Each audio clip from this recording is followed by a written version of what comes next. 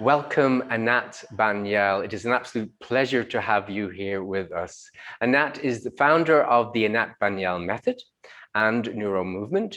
She is the author of the best-selling book, Move into Life, The 9 Essentials for Lifelong Vitality, and the highly acclaimed Kids Beyond Limits.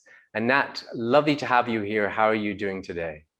I am doing great and really happy to be with you. Me too, me too. We go back a long way. We've been hanging out in the west coast of California way back in the day, so it's lovely to see you again. Absolutely, yeah. Lovely to see you.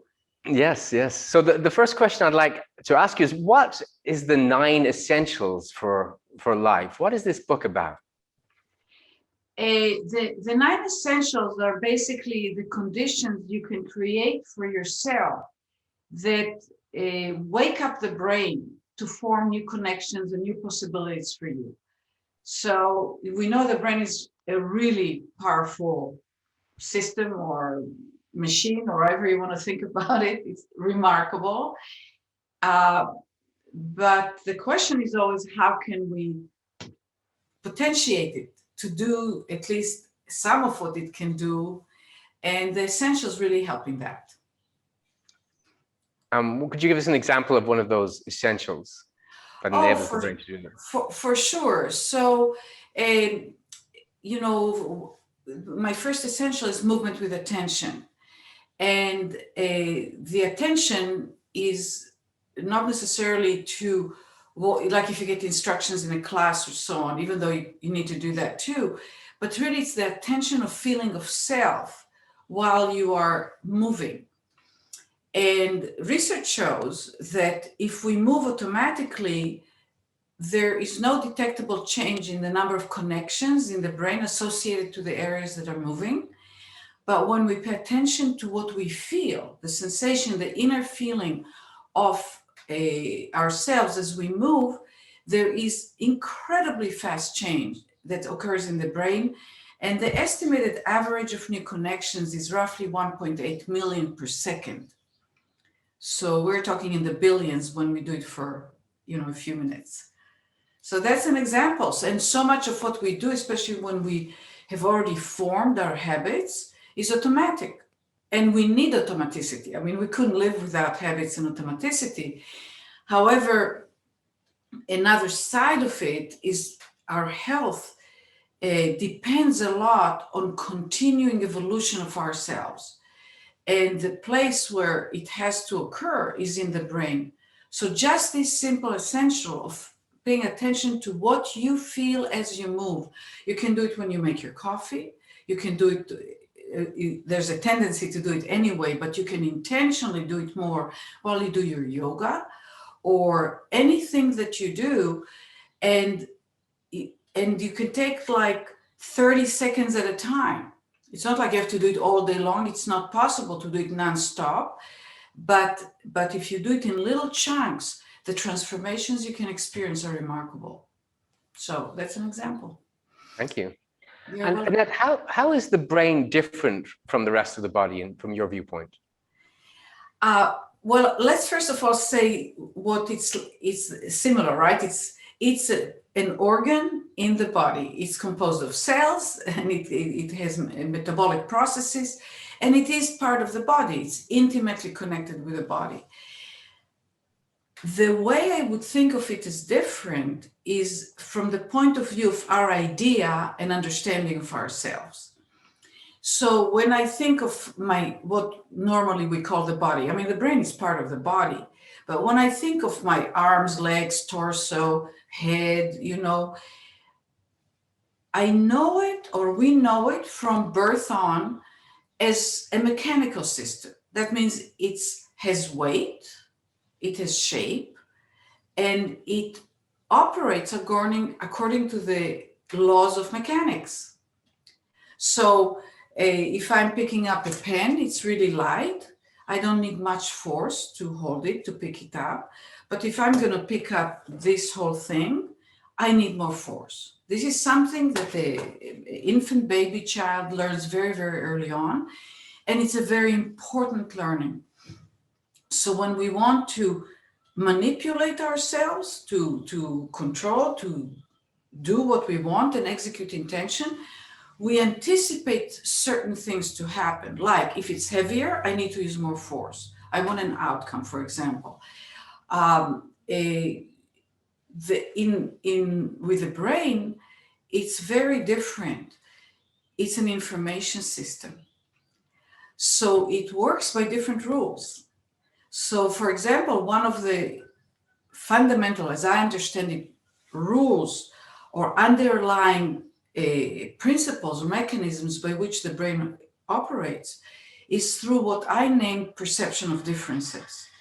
Or in neuroscience, it is called a signal to noise ratio, also in computer sciences and so on. So you need enough of a difference between the background to the foreground to notice the foreground.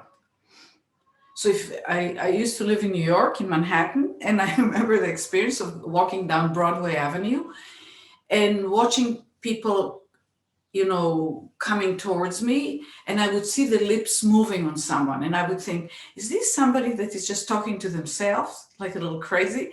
And I would look to see if there's somebody next to them, but I could never hear them. It was too noisy until they got really, really close. So that's a very simple example when it's really noisy in the room. And if I talked normal level of my voice, then you wouldn't hear me because there isn't a big enough differential. Now, the brain, like a brain of a newborn, is what is called a noisy brain. It's not like making noise, but it is diffuse. It hasn't formed itself yet. The distinctions are not, some of them are there, but there's about 80% of them have to still be formed in the first 25 years of life. So the information lives in the perception of differences. So in that sense, the brain generates information. That means it generates opportunity to, as Feldenkrais said, and you're a Feldenkrais practitioner, and I trained with Feldenkrais too, is the brain, the job of the brain is to put order in the disorder and make sense out of the nonsense. Why is that so important? For example, I know you work with children with special needs. I do so too. And when a child, for example, has spasticity from some damage in the brain, or if an adult had a stroke, or if somebody is not as flexible as they would like to be, we can take it in gradations.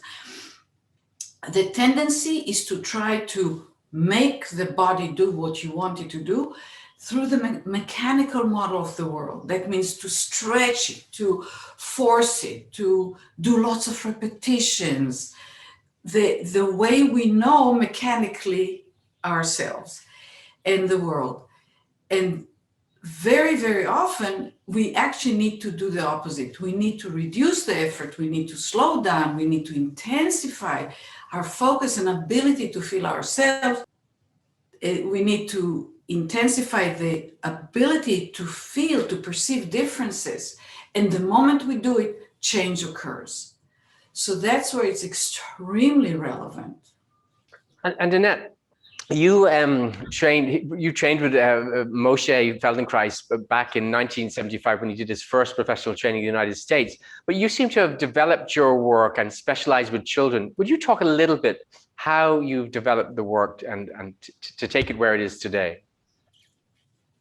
Thank you for asking this question. It happened organically. I wasn't planning on doing it. But the point really of departure for me was the work with the children. So my initial population was dancers, musicians. That was my background. So, and just normal adults, people who, I was very young when I started, and a lot of my first students were peers from the university and my professors, and then I worked in the Academy of Music and Dance and so on and so forth. And when I started working with the children, I had no training how to do that. Moshe Feldenkrais watched me with a child never mind the whole story right now. And he started referring the children to me when he started getting kids. After a big article in the Smithsonian magazine was written about his work with children, and he just told them to go to me. He didn't even tell me, he told them to go to me. So those children started showing up in my life. And I figured it came from Moshe, from Feldenkrais. And I trusted him. So I just had to figure it out. And it was magical. You know, it was like I just worked from my own feeling self and used what I learned from him in approaching them. And these kids popped. Things happened that I didn't even know what to expect that will happen, which is the biggest gift I ever was given. Because I really had no expectation. So it was direct connection between me to the child looking to make a difference. And it was very important because I got, in the beginning, they were more like, the youngest were maybe 2 years old, usually 4, 6, because they went through traditional therapy for a bunch of years before they got to me. And they were just changing and starting to talk, starting to move, standing up. And after I would say around 10 years of doing it, I can't even tell exactly when because I didn't plan on it. I asked the question, what about what I'm doing makes the difference? And I took a year and I worked with another person that didn't know the work, but I was telling him the stories and telling him how I think. So he was my thinking board, a bouncing board. And I said, what about what I do works? Because people said it's your hands, you know, you're intuitive. I knew that I knew that there are things there that I do that make the difference. It's not like, you know, I don't know how to say it. I have a science background. So, and I studied it. And I started extracting things that I could see similarities. And that's how I came up with the 9 essentials. And what happened is the essentials explicitized and sort of, once I defined them, my whole work moved to a whole new level. So it's like the origin were Feldenkrais, and then it gave me the freedom to keep evolving and asking and figuring out. And then I came with this whole idea. At a certain point, it became clear. I said the unit of intelligence is the perception of difference. The unit of intelligence is the perception of a difference. So when I started working, one of the reasons I came to this thought is because I started working more with children on the autism spectrum. And I looked like, what is their experience, right? Because people, you know, prompt them and do tons of repetitions. And I have a hard time with it. I think it's actually cruel. People are not intending to do it in a way that's hard for the child. But I imagine myself, somebody just saying to me, do it, do it, do it, do it. And I said, if he could, he would. If she could, she would. So we have to stop asking people to do what they can't do. But then what are we left with? So as to what is happening to the child that is on the autism spectrum from a feeling level, because I watched how they operated and I watched they couldn't make sense of stuff. That's what was going on. And I thought, if I took myself and put myself in a big blender that has in it a smoothie with yogurt and blueberries that were mixed and, you know, and some nuts, and I had a big snorkel, and somebody, you know, put me down in that big blender. And then there are people outside, and I would sort of try to clear, you know, through the glass to see and to hear. And what I would get is like, woo, woo, you know, like that when you're underwater, right?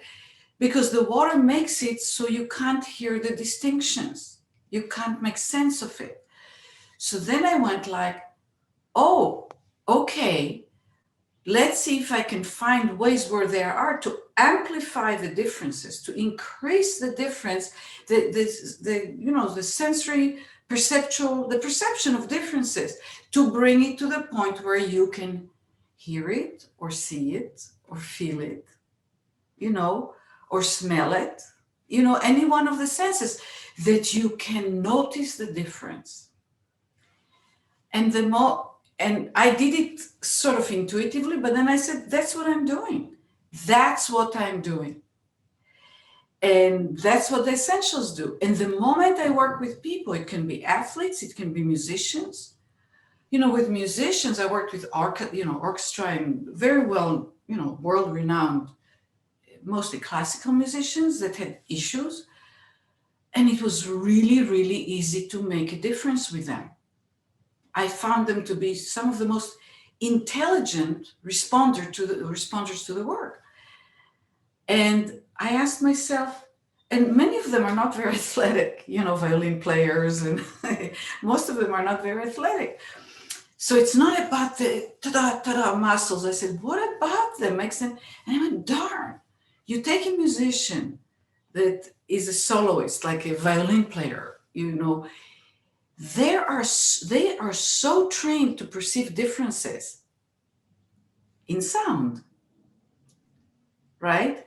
But when they're trained to play, very often that part is done in a more primitive way. Hold the violin this way, do it, that's the right way. So they don't get to the same level of refinement as they get with the listening to the music. And my job was to match the movement in terms of refinement to what they were trying to create music-wise.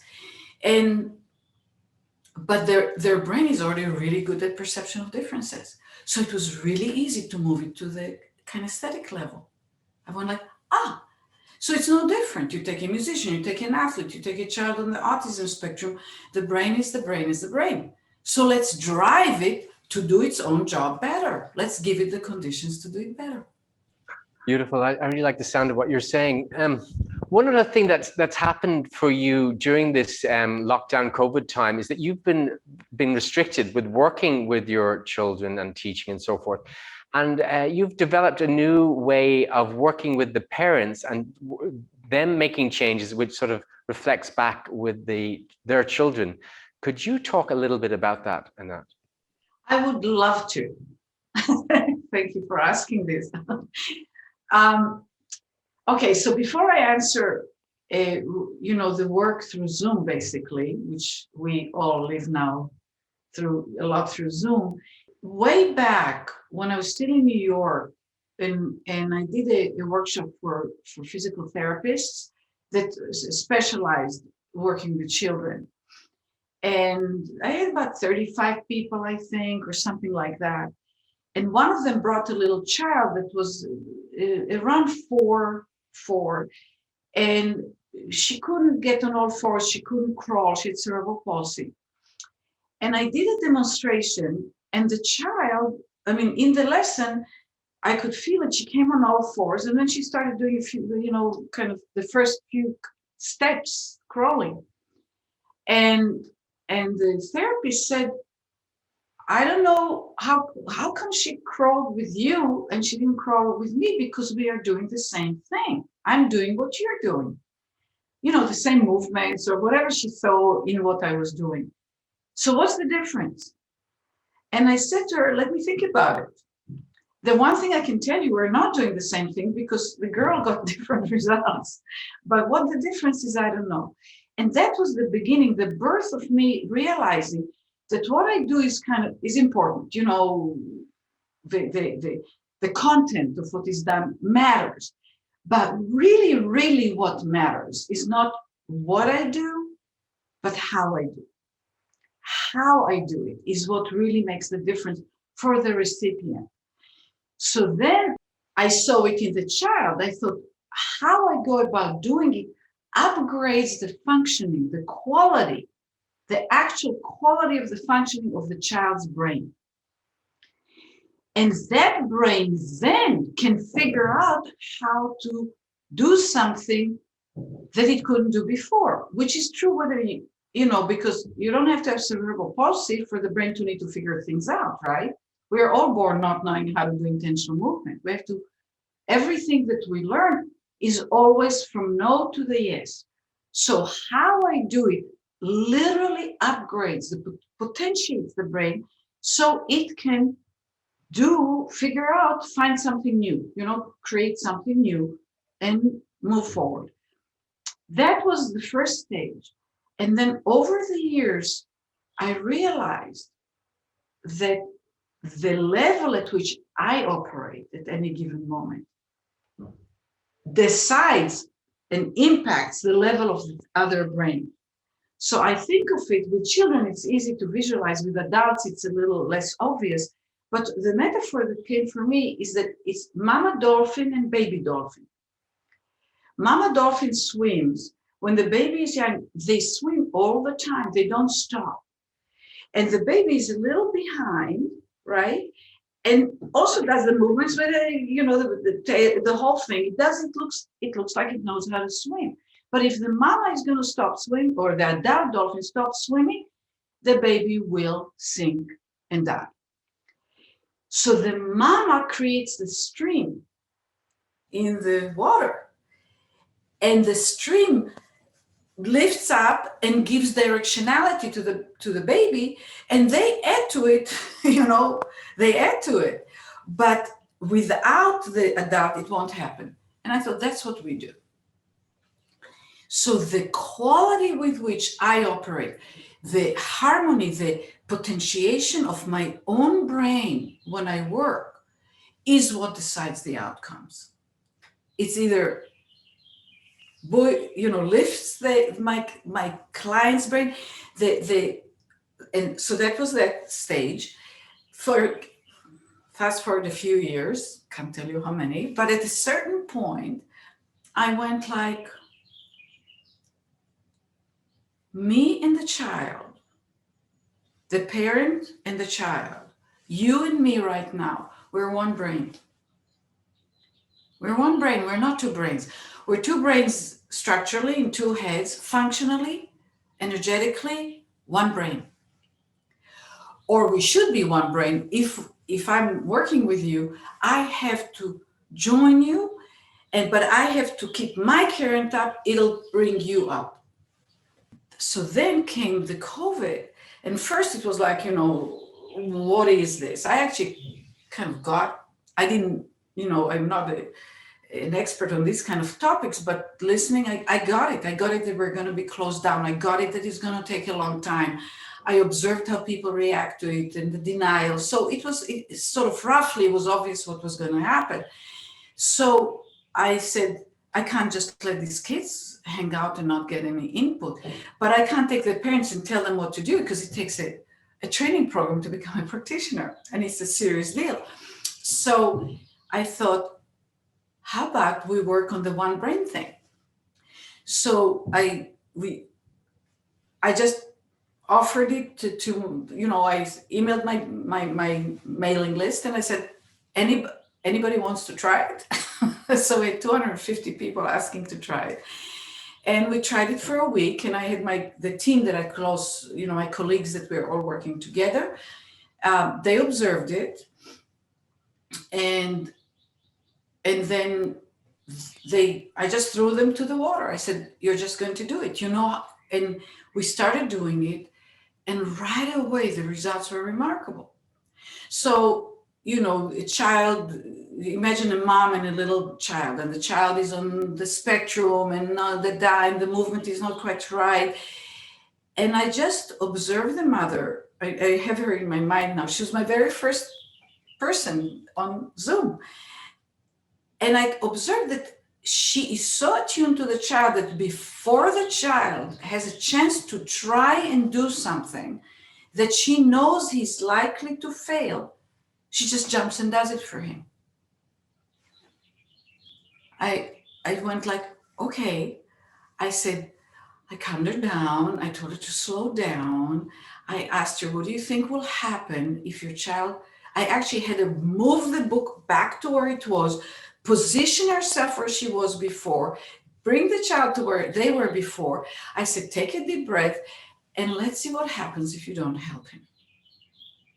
And then I said, and slowing down. So here we go into the essentials and creating an environment where all of a sudden more and more of all the interaction have built into them that quality of attentiveness to the feeling, attentiveness to the how the child feels to her.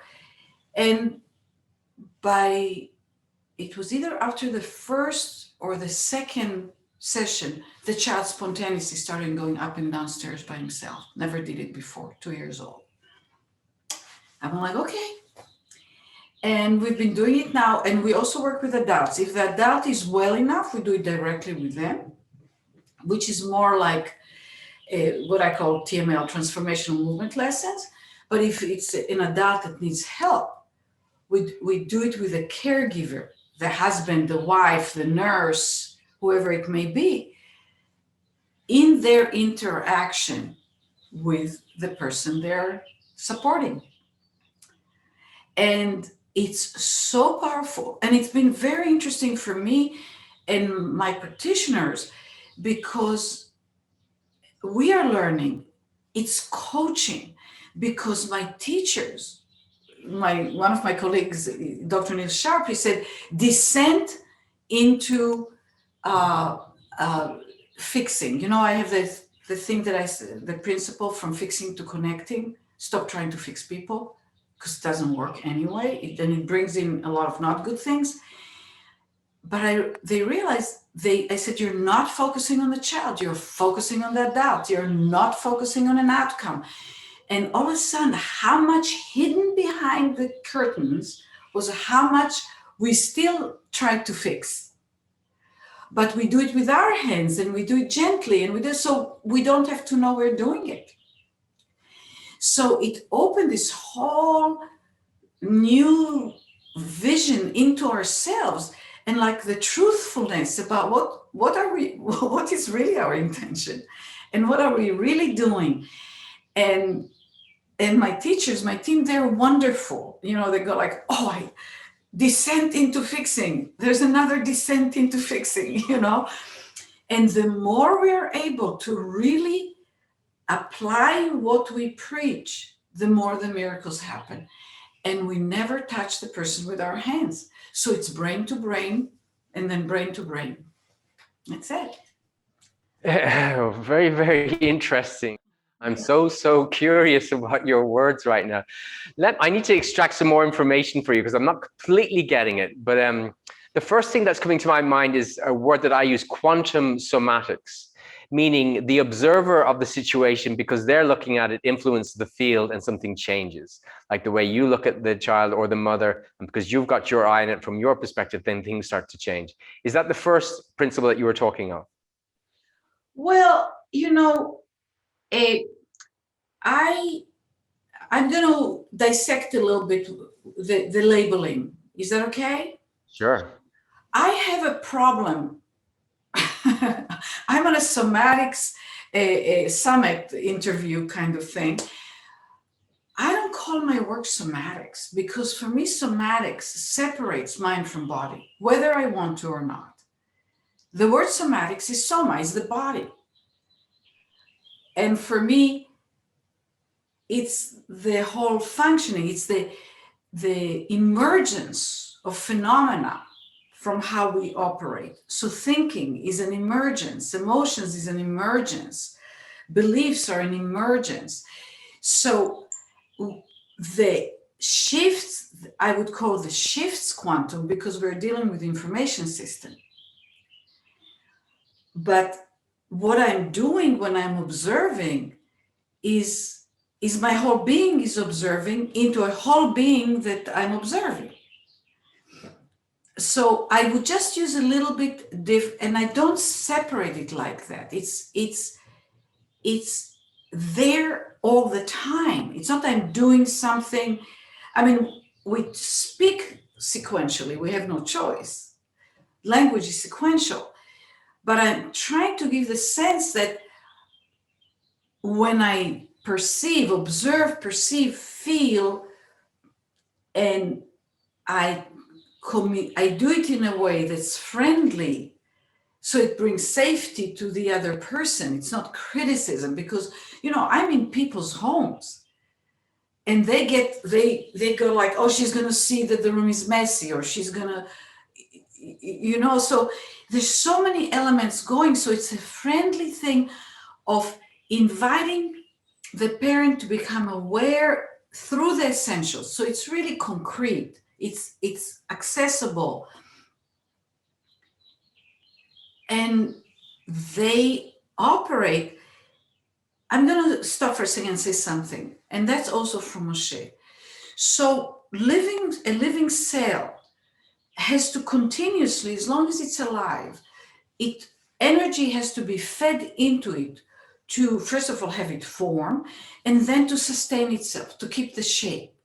These elements go through the membrane, and these they go out of the membrane, and to keep the form, to keep the structure. It's an ongoing job. That means you utilize energy to create form and create integrity of the form.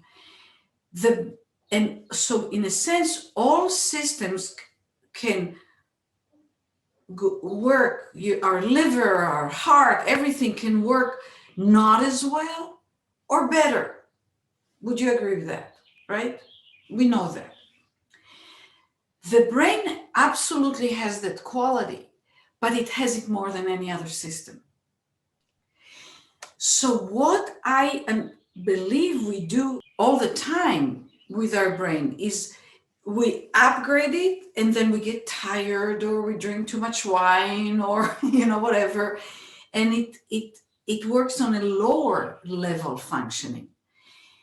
And if we learn to do this intentionally, we create a quality in which what we generate is at a higher quality, at a higher potential. So it gives higher outcomes all the time. And that is, I'm not a physicist, but I would use the word quantum. So I quantum myself up. I've just made that up, right? And that when somebody lends themselves to me to interact, they listen to me, they allow me to guide them, we become one brain. I help them, but they do the upgrading in themselves. I just create the conditions for them to do it. I'm really resonating with what you're saying, even from a level of when I do Zoom calls and I teach awareness through movement lessons online or somatic lessons online. And I can see that my field and the way that I am is influencing the Zoom room, even though I'm not physically in the room. Like, I'm very clear on that. There's something happening in me that's changing the energy, that's giving a much better outcome. I get it. Yeah. But absolutely, it's in your voice. It's in the skin tone that they can see.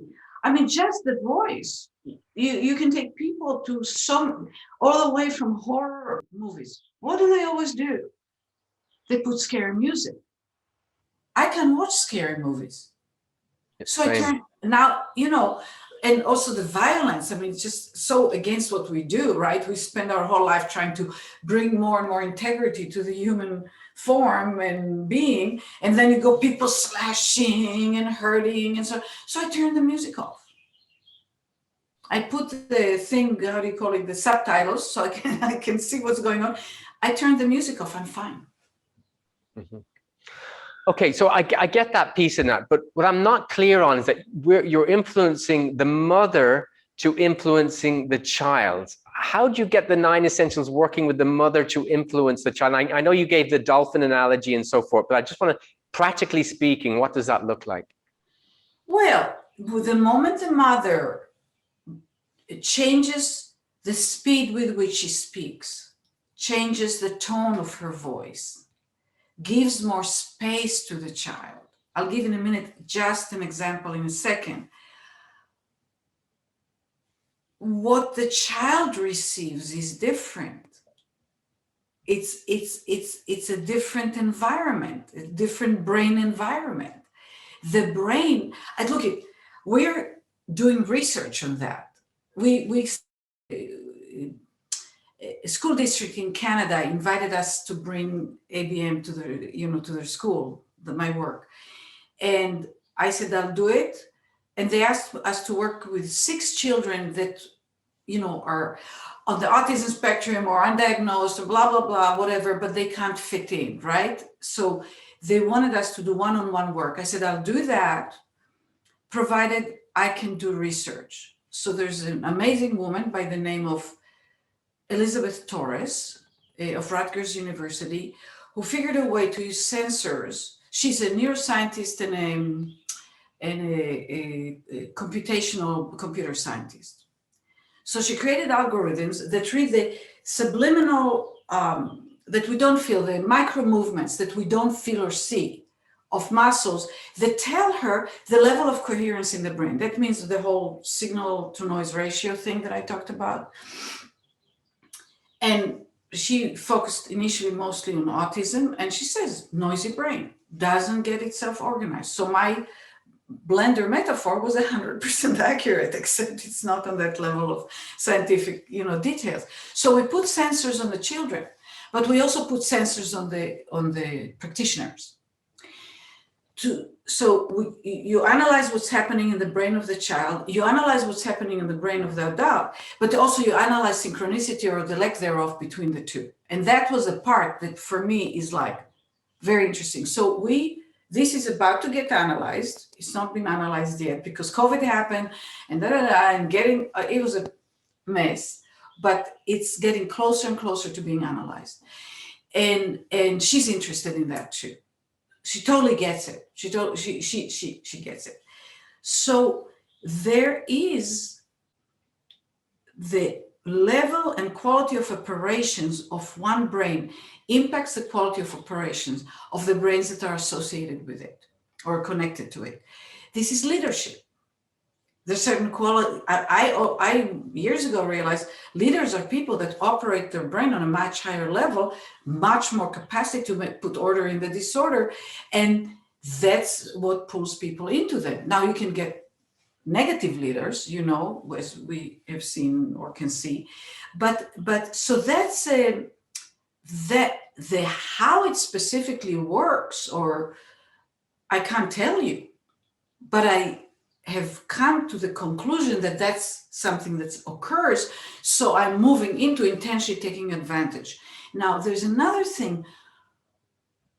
When I work with the parents now this way, I see where they come from when they see their child. So first of all, can be guilt, lots of anxiety, fear about the future.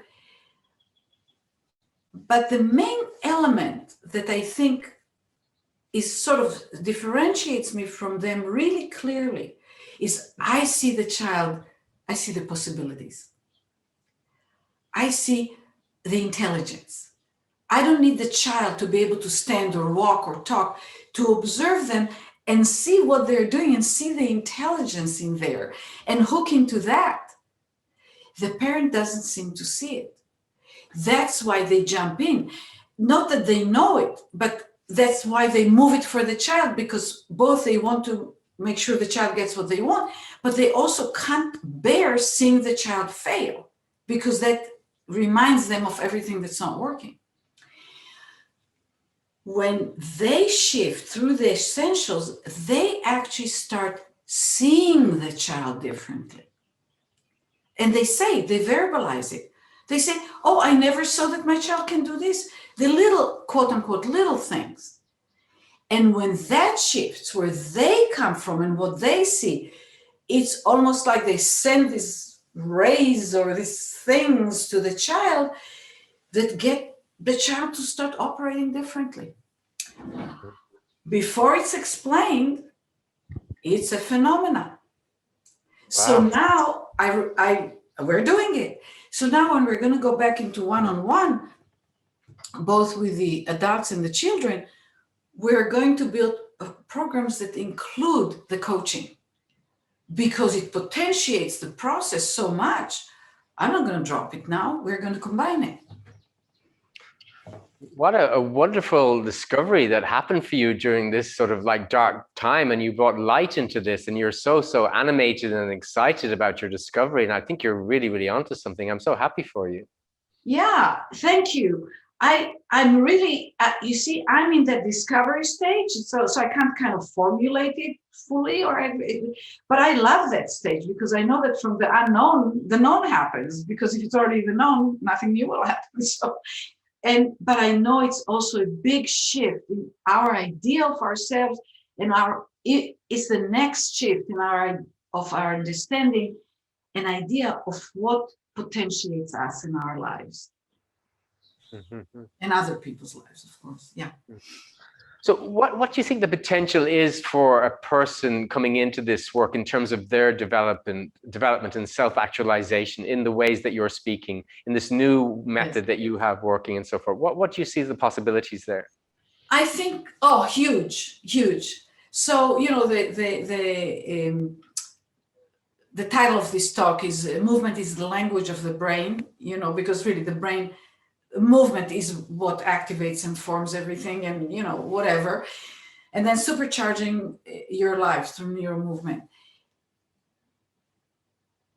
People, and also because of the pandemic, many people realized that it gave them time for introspection, which can end up being a huge gift to the future of humanity, our own little lives span, but also the bigger arc, right? The longer arc.